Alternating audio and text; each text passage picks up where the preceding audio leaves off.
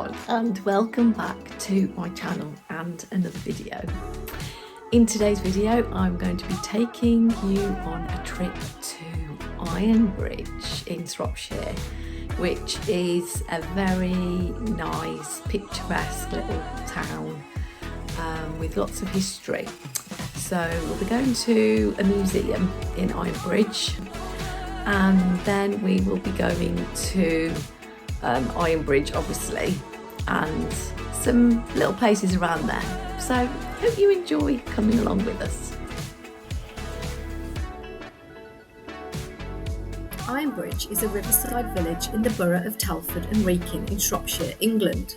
Located on the bank of the River Severn at the heart of the Ironbridge Gorge, it lies in the civil parish of the Gorge.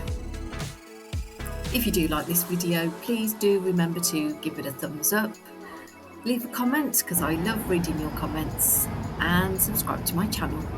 Please remember that subscribing is absolutely free. Thank you.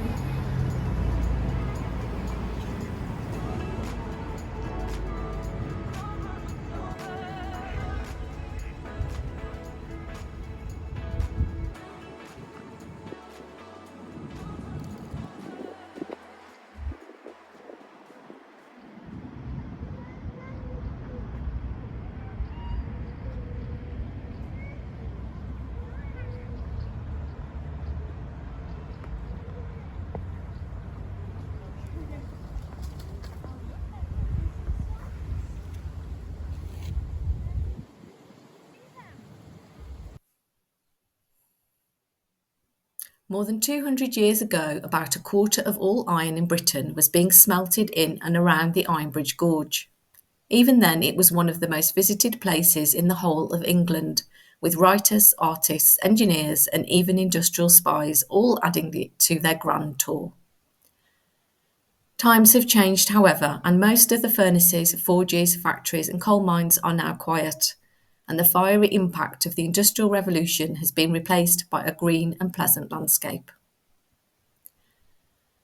Today, the Ironbridge Gorge is home to a series of unique museums linked together by means of a special passport ticket, which visitors can use to marvel at the achievements of the men and women who made Britain the world's first industrial nation.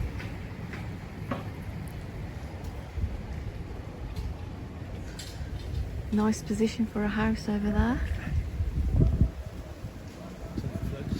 Yeah, till it floods.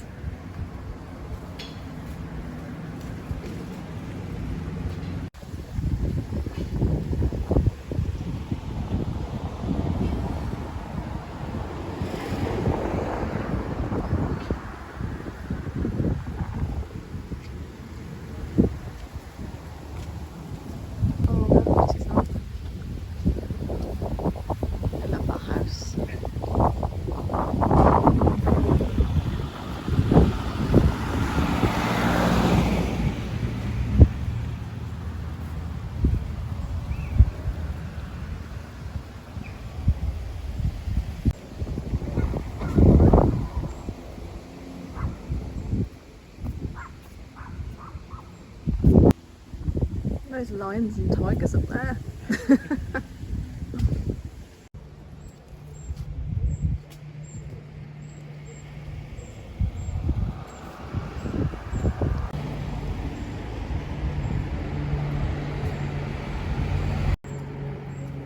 What a beautiful day for a visit to Ironbridge. Oh wow, look at it down there, it's beautiful. Beautiful, isn't it? Lovely through the sun. Yeah.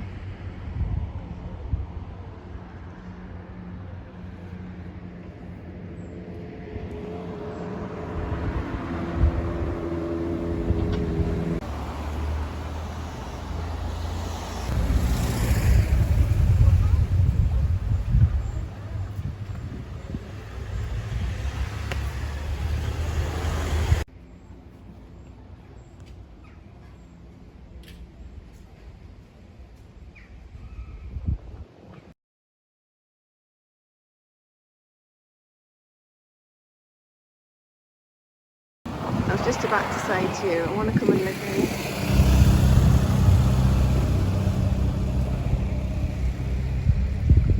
I mean, imagine having that garden over there. But like you say, what happens when it floods?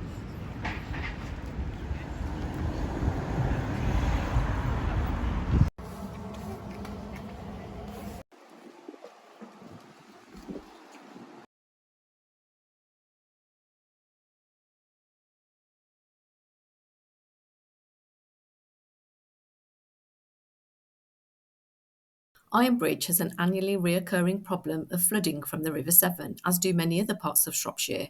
Flooding has previously caused much damage and disruption to the wharfage, which accommodates both the Swan and White Hart pubs and various private homes. The following photographs capture flooding in Ironbridge at various times over the years.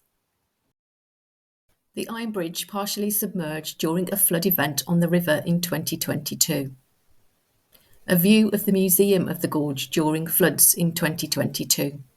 Flood barriers in Ironbridge holding back floodwaters from the River Severn in 2022. A view across the River Severn of the wharfage in Ironbridge during flooding in 1925. A boy wades through floodwaters at Dale End on the 10th of February 1946. Harry Rogers, a local coracle maker, paddles his coracle along the flooded wharfage in Ironbridge in February 1946. In June 2007, floodwaters caused by surface runoff broke through a wall at Dale End. Local schoolboys in Dale End stand in floodwaters in February 1946 as local coracle maker Harry Rogers paddles past. Flooding outside the Severn warehouse whilst it was still a garage circa 1960. Flooding at the Coalport China Museum in February 2020, the River Severn reached a peak of 6.79 metres at the Buildwas gauge, the highest peak since 2000.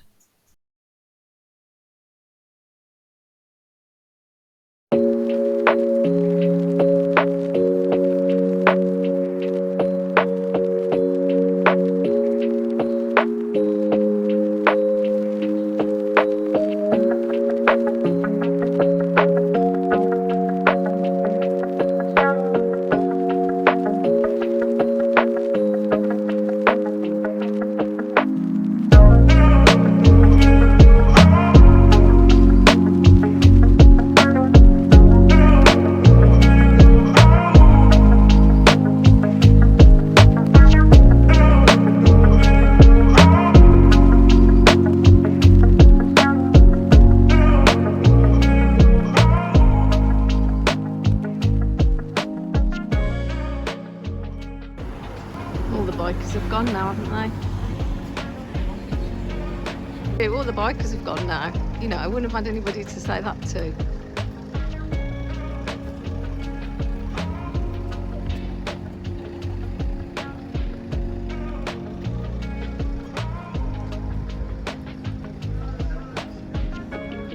The River Severn is the UK's longest river. It runs for 220 miles from the Welsh Mountains through the beautiful Shropshire and Worcestershire countryside and down to the flatlands of the Severn estuary.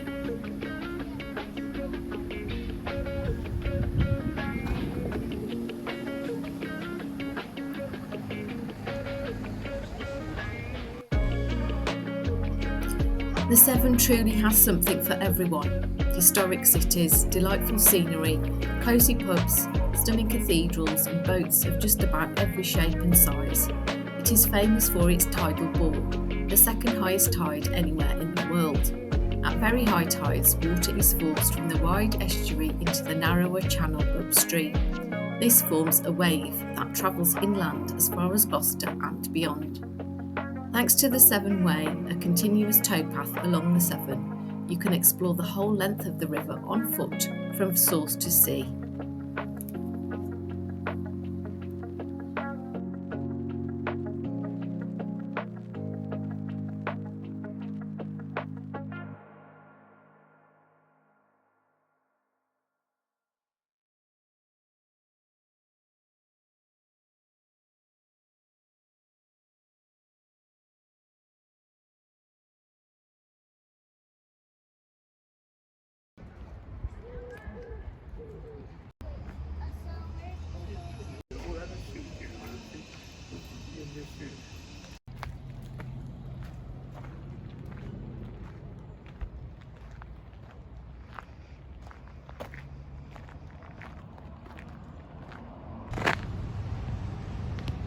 Nice little pub restaurant down there. Can't actually see what it's called, to be honest.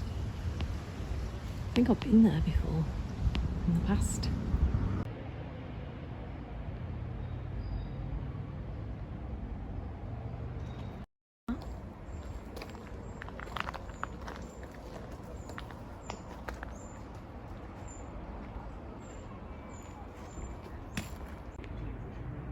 The world's first iron bridge was erected over the River Severn in Shropshire in 1779. This pioneering structure marked a turning point in English design and engineering. After it was built, cast iron came to be widely used in the construction of bridges, aqueducts and buildings. Some steps up there. Should we go up those steps? The Iron Bridge story began in the early 18th century in the nearby village of Coalbrookdale. Abraham Darby pioneered the smelting of iron using coke, a process that was a catalyst for the Industrial Revolution. It was Abraham Darby III who cast the ironwork for the bridge that still stands today using the same techniques developed by his grandfather. The bridge was so successful that it gave its name to the spectacular wooded valley which surrounds it, now recognised as the Ironbridge Gorge World Heritage Site. In 2017 to 2018, English Heritage undertook a £3.6 million conservation project on the Iron Bridge to help safeguard the future of its historic ironwork. This man.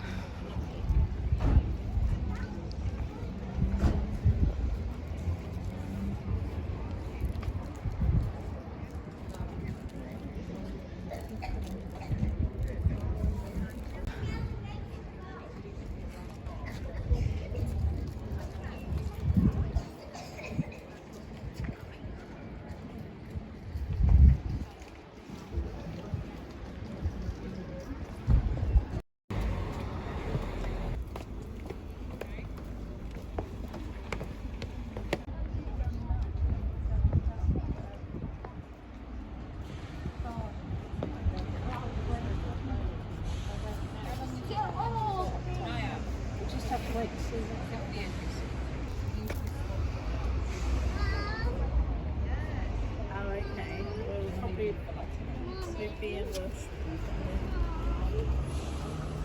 you want to follow it then and you can pull over?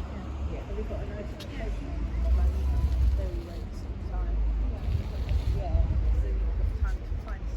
Beautiful and spectacular are two words that sum up Ironbridge. There are lots of walks in and around Ironbridge that take you on a journey to experience the breathtaking scenery.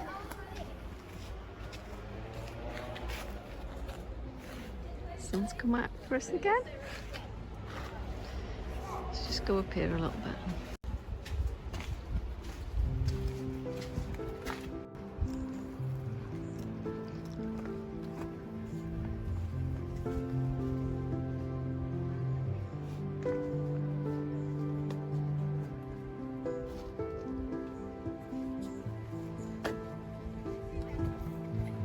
Cute, isn't it? Yeah, but you've got to imagine in the worst time of it.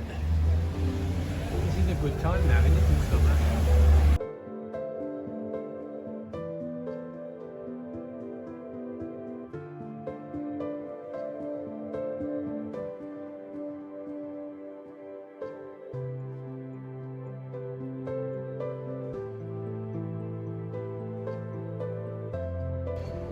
Not taking anything.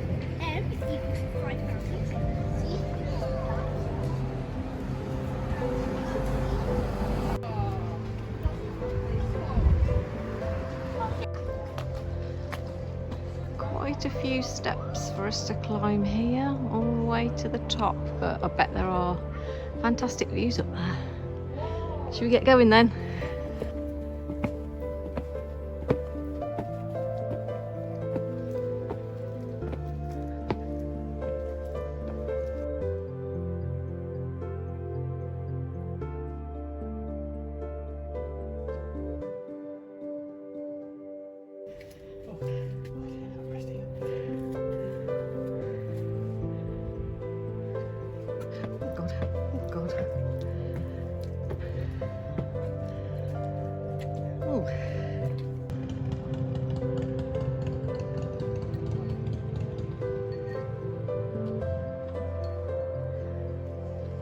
This church is called St Luke's and it's a 19th century church which overlooks the Iron Bridge. It's situated on the steep hill and accessible by 109 steps which we walked up, and it is a bit of a feat if you're not used to walking up many steps, but it is doable. But it's also accessible by a narrow road. Parking is available on the public car parks in the town, but not near to the church. And St Luke's has many unique features, particularly in regard to the position of the lower iron window frames and Jackfield tiles. Steeped in the history of the gorge, the church has much to offer the visitor.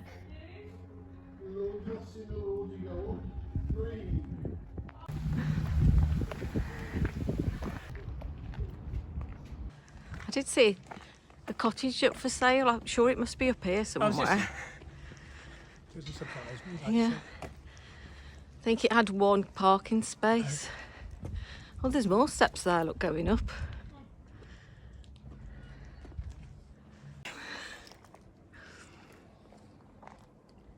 I can't believe I didn't think about that. Can't believe I didn't think. I'm the one taking the videos. I know, but you...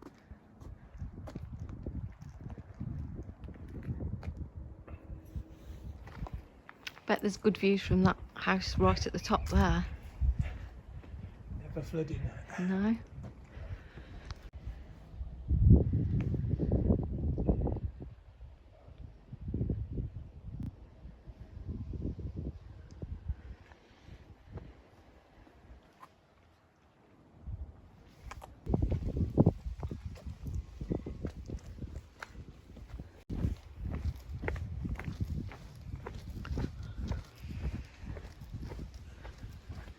Wonder who this belongs to there. To the bottom.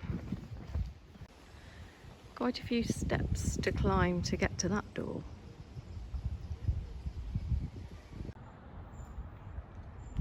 Let's do one back up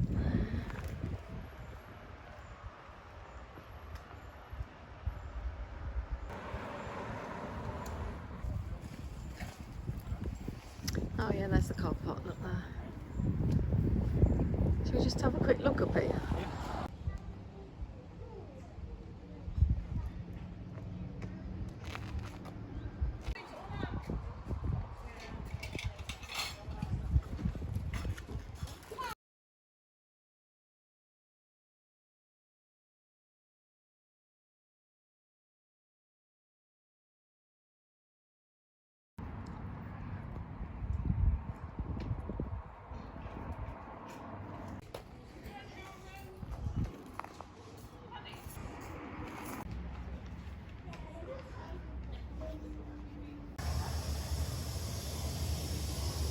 This hill Victorian town is a reconstruction of a typical working class town in the East Shropshire coalfield around 1900 and aims to show how the people of this area lived and worked at that time through an immersive experience. For this reason, you will not find panels or boards explaining the exhibits. Instead, you can speak to the staff wearing Victorian costume who will immerse you in the museum's fascinating stories.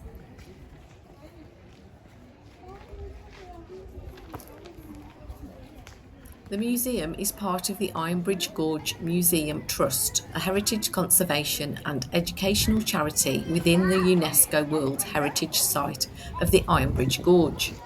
By visiting, you are helping to protect and preserve this internationally significant area and educate all about its importance.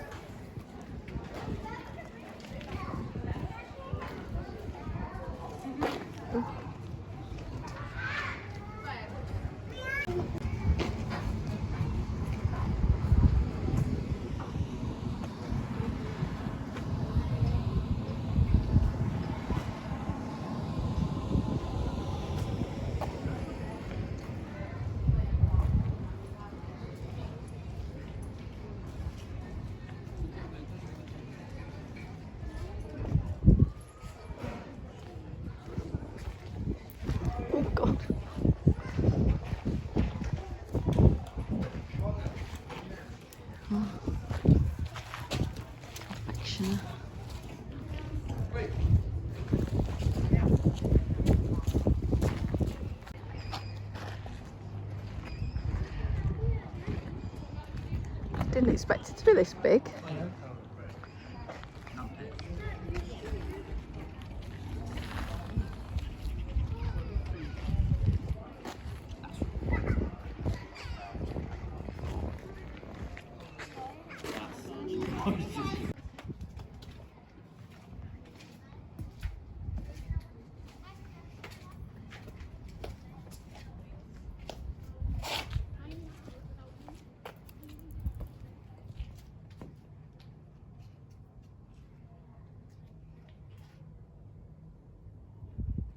Shropshire's diverse geology was central to the industries that developed in the Ironbridge Gorge.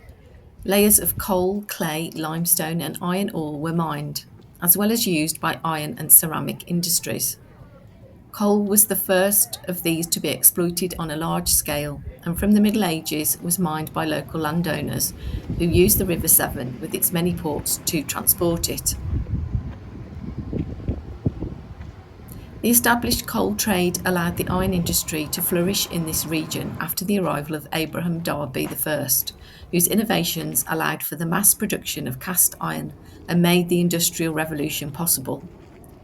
His successors continued to revolutionise the iron industry, and the Ironbridge Gorge became one of the most technically advanced areas in the world by the end of the 18th century.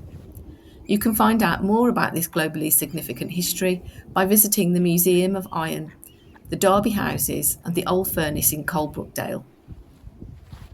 Ceramic industries also developed within the gorge thanks to the abundance of clay.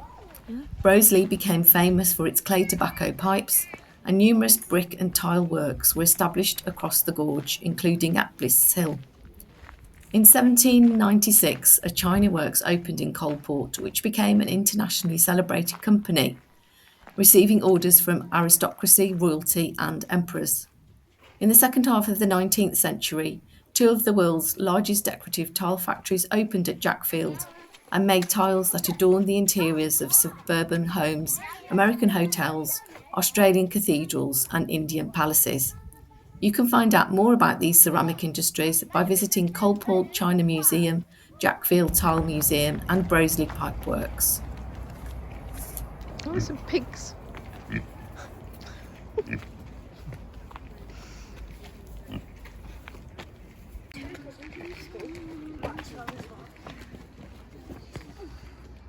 Hello.